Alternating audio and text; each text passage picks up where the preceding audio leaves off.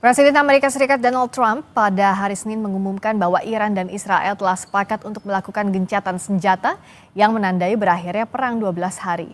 Hal ini disampaikan Trump melalui platform media Truth Social pada Senin sore waktu setempat. Presiden Trump menyampaikan ucapan selamat kepada kedua negara dan mengumumkan gencatan senjata akan dimulai dalam waktu kurang lebih 6 jam setelah masing-masing negara menyelesaikan operasi militer yang tengah berlangsung. Gencatan senjata tahap awal akan berlaku selama 12 jam, di mana kedua belah pihak diharapkan dapat saling menghormati.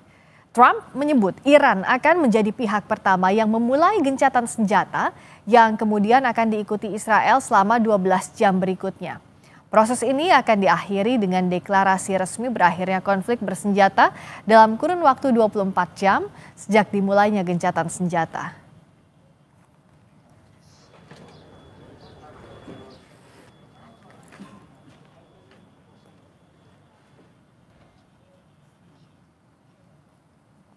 Sementara Menteri Luar Negeri Iran Abbas Araghchi membantah soal kesepakatan gencatan senjata Iran-Israel seperti klaim Presiden Amerika Serikat Donald Trump.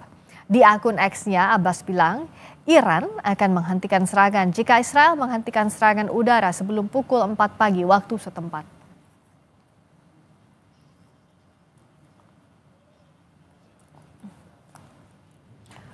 Sejumlah ledakan dan aktivitas pertahanan udara dilaporkan masih terjadi di ibu kota Iran beberapa jam setelah pengumuman Presiden AS Donald Trump, Israel dan Iran menyetujui gencatan senjata penuh.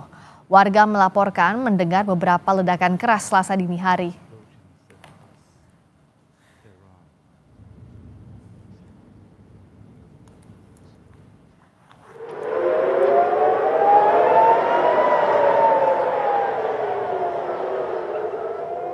Suara peringatan sirine dan ledakan kembali terdengar di Tel Aviv, Israel pada Selasa dini hari. Militer Israel memperingatkan warganya mengevakuasi diri ke tempat yang aman. Serangan Iran terhadap Israel ini dilakukan tak lama setelah Presiden Amerika Serikat Donald Trump mengumumkan jika Israel dan Iran telah sepakat untuk melakukan gencatan senjata.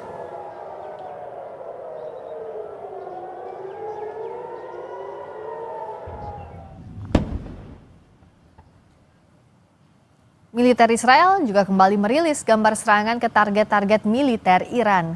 Gambar ini memperlihatkan serangan udara Israel yang berhasil menghancurkan peluncur rudal Iran di wilayah Iran Barat.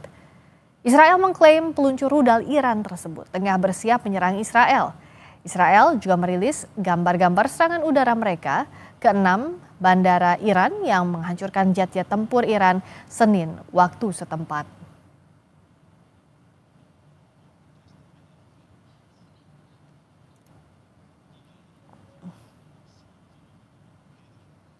Apakah gencatan senjata bisa terwujud antara Israel dan Iran dan apa dampaknya jika kedua belah pihak menolak perundingan menyelesaikan konflik?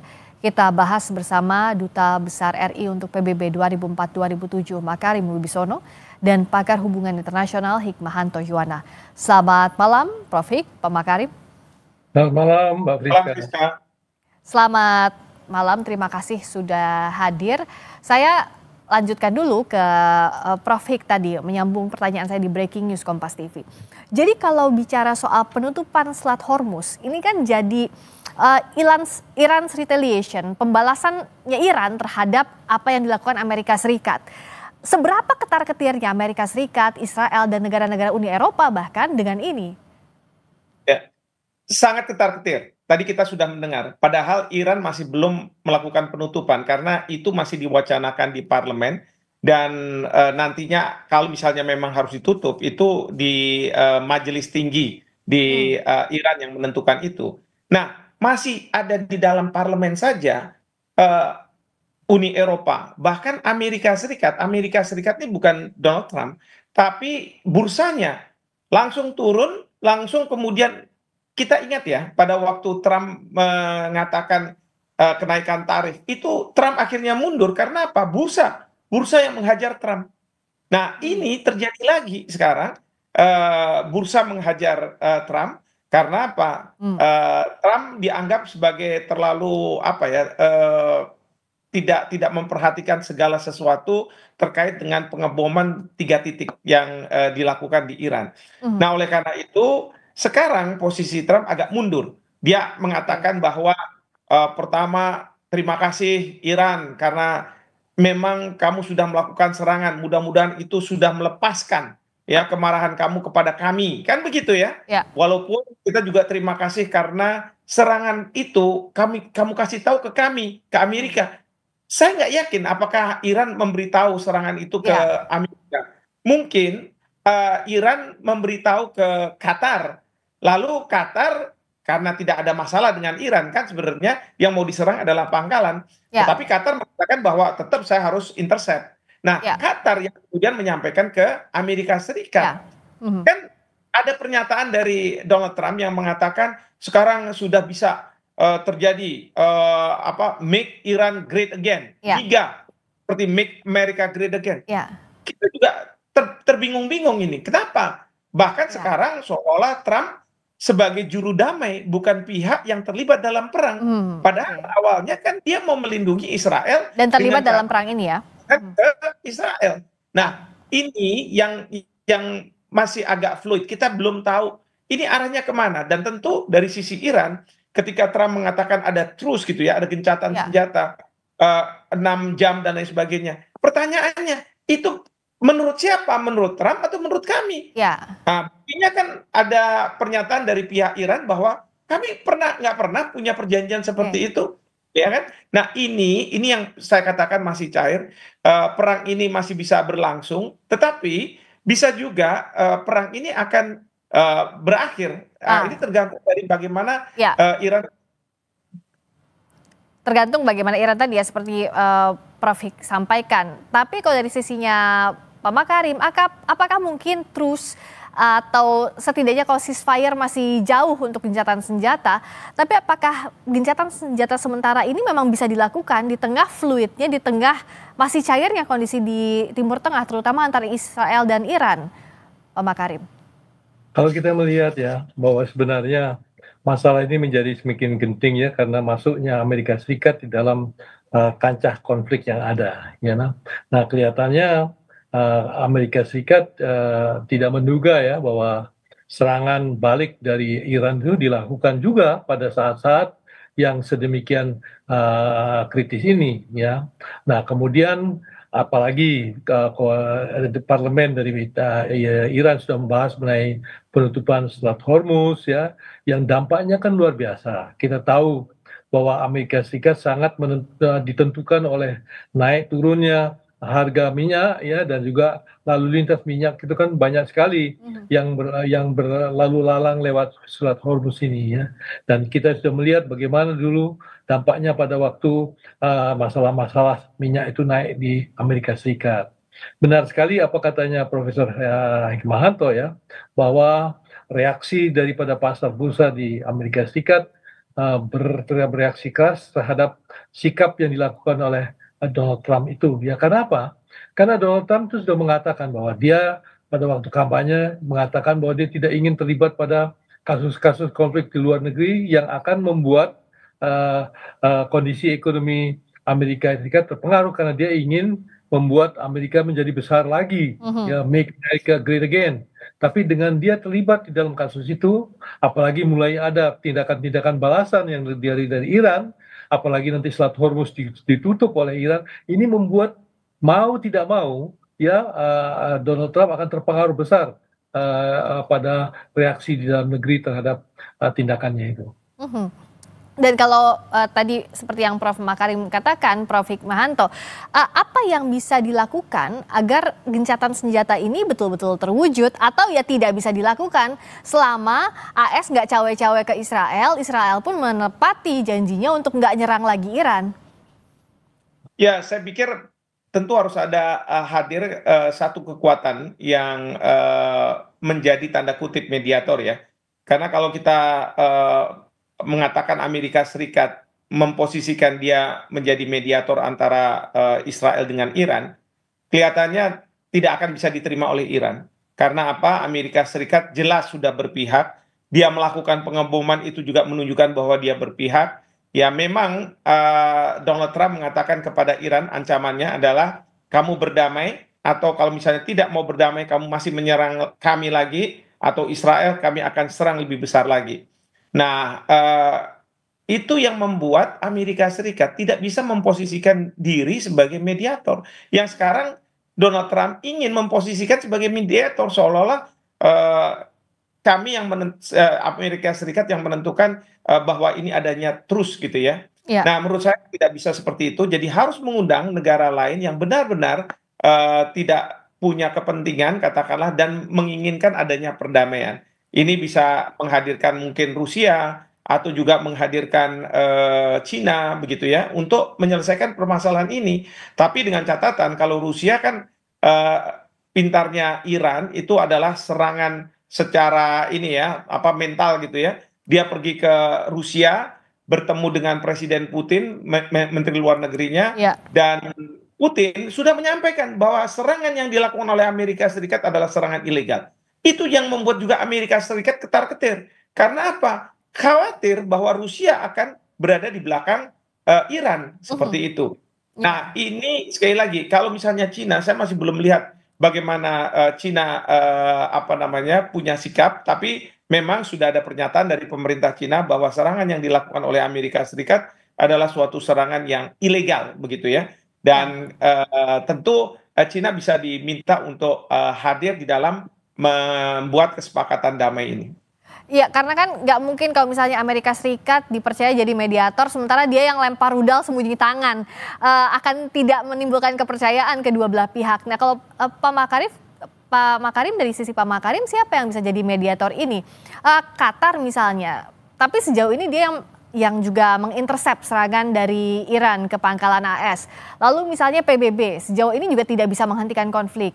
Atau kalau negara-negara lain bilang bahwa apa yang dilakukan Israel serangannya adalah ilegal, itu pun yang dikatakan untuk mengecam serangan Israel ke Gaza. Nah, siapa sebenarnya yang bisa menghentikan setidaknya sementara ini?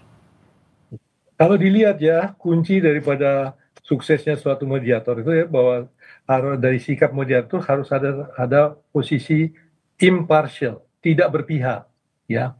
Nah, di dalam keadaan situasi sekarang ini, kita sudah melihat tampak bahwa negara-negara Eropa itu sudah mulai memiliki jarak sedikit dari sikap yang dilakukan oleh Donald Trump terhadap Timur Tengah ini, ya, baik Gaza maupun juga di Iran ini, ya, dan juga apa namanya Eropa itu sangat erat kaitannya juga dengan masalah kesediaan minyak bumi, ya. Mhm. Nah, kalau terjadi sesuatu hal, jadi ada kepentingan ya dari negara-negara Eropa itu untuk coba menyelesaikan kasus sengketa ini secara cepat. Karena apa? Karena dampaknya itu akan berdampak sangat luar biasa bagi kepentingan Eropa di masa-masa yang akan, apalagi ya suplai minyak dari Rusia kan sudah terhenti gara-gara kasus yang ada dengan Ukraina itu. Oleh karena itu memang ini ada kemungkinan negara-negara Eropa itu bisa bermain di dalam mencari jalan keluar yang bisa diambil pada saat ini. Nah, apakah dengan memang kalau kita bicara soal gencatan senjata, Prof. Fik, ini tidak bisa terlepas dengan tadi yang Pak Makarim juga sampaikan, Uni Eropa ini kan berbicara saat ada kepentingan soal minyak bumi. Jadi saat gencatan senjata diumumkan, ini tidak terlepas dari ancaman Iran untuk menutup Selat Hormuz. Jadi itu bagaikan dua sisi mata uang saat ini, Prof. Fik. Ya, ya. Jadi memang betul bahwa Uni Eropa punya kepentingan yang sangat besar, terutama terkait dengan minyaknya. Makanya mereka, para menterinya, melakukan rapat dan pertemuan untuk membahas masalah ini. Dan seolah-olah meminta agar Iran tidak melakukan penutupan terhadap Selat Hormuz karena banyak pihak yang akan terdampak. Dan memang betul banyak pihak yang akan terdampak gitu. Nah, namun demikian di sisi lain eh, Uni Eropa sekarang juga tidak bisa keras terhadap Iran karena ya walaupun kita belum tahu lah siapa yang keluar sebagai pemenang dari perang ini, tetapi ternyata yang dijanjikan oleh Iran bahwa Iran akan melakukan serangan yang besar ke atas tindakan Amerika Serikat itu, ini mulai terlihat begitu ya. Pertama adalah tadi serangan memang secara fisik, terus kemudian ada terkait dengan Selat Hormuz dan seterusnya dan seterusnya. Ini yang membuat dari posisi apa namanya, Iran sebenarnya kelihatan kayak unggul begitu ya. Posisinya adalah lebih unggul. Nah, sekarang tinggal bagaimana negara-negara Eropa ini bisa meyakinkan Iran bahwa mereka tidak katakanlah berada 100% tutup mata, pokoknya kita dukung Israel, misalnya seperti itu. Mhm. Ya, karena ada kebutuhan-kebutuhan tertentu. Belum lagi kalau Iran mengatakan bahwa kami udah di-label sama Amerika Serikat sebagai pelaku teroris gitu ya. Mereka bisa aja bilang bahwa udah saya teror aja, saya serang aja kepentingan-kepentingan Amerika di dunia ini dengan tindakan-tindakan teror. Itu kan akan membahayakan. Mhm. Nah, saya nggak tahu ketika Presiden Trump menjatuhkan bom itu apakah sudah berpikir sampai ke sana atau tidak? Ya. Ya, jangan-jangan beliau baru berpikir sekarang. Beliau mereka, wah, ingat ya pada waktu soal tarif, Cina kan melawan. Iya. Itu di luar ekspektasi Trump. Ya, akhirnya Trump harus mundur. Dia harus membuat upaya-upaya yang katakanlah ya tidak apa namanya tidak membahayakan posisi Amerika. Nah, ini mungkin terjadi juga pada perang Iran ini. Demikian. Ya, kalau dari sisi Pak Makarim juga untuk menyimpulkan, apa yang semestinya sekarang jadi strategi kedua belah pihak untuk menghentikan perang ini? Ataukah yang kita lihat saat ini posisi Iran memang di atas karena yang punya kendali atas ancaman ekonomi terhadap Amerika Serikat, Israel, dan negara-negara Eropa lain, Pak Makarim? Kalau saya lihat sekarang ini, ya banyak pihak kepentingan yang melihat bahwa kalau tidak rekayasa secepat mungkin kasus ini, maka konflik yang terjadi di Iran Israel dan Iran Amerika Serikat akan berkelanjutan dengan dampak yang luas dan lebar. Oleh karena itu perlu dicari jalan keluar yang kemungkinan bisa menenteramkan situasi. Karena apa? Karena ya kita lihat bahwa situasi dampak yang menyangkut mengenai dampak ekonominya itu sudah terasa, baik lakukan oleh masyarakat Amerika Serikat maupun oleh pelaku-pelaku perang itu sendiri. Kedua, juga kita melihat bahwa sekarang ini pada tahap ya gambaran yang tadinya seakan-akan tidak pasti bisa dilakukan, ternyata bisa kenyataan. Ya, siapa yang mengetahui bahwa ternyata Tel Aviv itu bisa masuk serangan-serangan yang dilakukan oleh Iran yang sebelumnya ya saya dulu pernah menjadi special rapporteur dari PBB yang sudah melihat bagaimana seakan-akan ada anggapan bahwa tidak mungkin satu pun serangan masuk ke Tel Aviv gara-gara ada air itu. Sekarang semua sudah terbuka, bisa masuk sebenarnya. Ya, Masuk. Nah, jadi kita bisa melihat bahwa sekarang ini ada perubahan-perubahan yang kemungkinan bisa mencapai perdamaian apabila ini bisa dirancu dengan baik. Nah, sekarang adalah siapa? Tadi kan pertanyaan siapa yang bisa maju?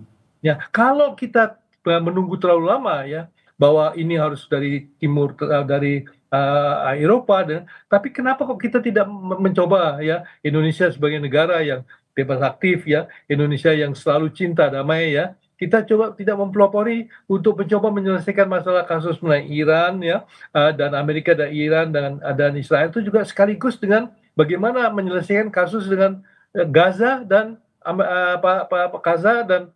Israel dan Gaza dan Amerika Serikat sehingga problemnya itu tidak menjadi problem yang satu persatu tidak berkaitan tapi ternyata suatu hal besar yang menjadi saling berkaitan. Ya. Ini adalah waktu untuk kita menyelesaikan jalan keluarnya untuk mengatasi masalah itu. Jadi deeskalasi Timur Tengah ini nggak cuma bicara soal Iran, Israel, tapi juga Gaza. Dan butuh ada itikat baik dari para pihak yang terlibat dalam konflik ini. Terima kasih Pak Makarim Wibisono, Duta Besar RI untuk PBB 2004-2007. Terima kasih Pakar Hukum Internasional Prof. Hikmahanto Yuwana. Selamat malam. Terima kasih Mas. Terima kasih.